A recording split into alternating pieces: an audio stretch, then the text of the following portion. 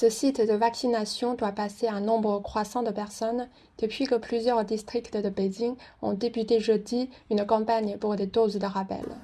Ceci fait suite à la demande des autorités sanitaires chinoises de donner la priorité aux injections de rappel, ciblant surtout les groupes à haut risque, tels que les personnes âgées ou présentant des conditions sous-jacentes.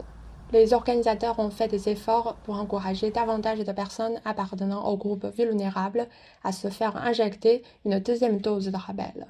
Ils arrangent même des véhicules pour emmener les personnes âgées depuis et vers leur domicile, ce qui est très prévenant pour les individus.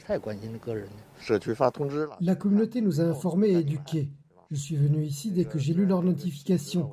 J'ai 70 ans et je pense que j'ai besoin d'une piqûre bientôt, au cas où des symptômes graves m'affecteraient. La Chine a désormais approuvé 13 types de vaccins.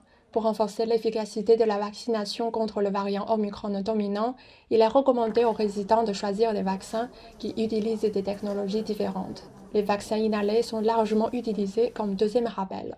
Pour que ce soit plus pratique et moins douloureux pour les gens, nous utilisons des vaccins par pulvérisation nasale.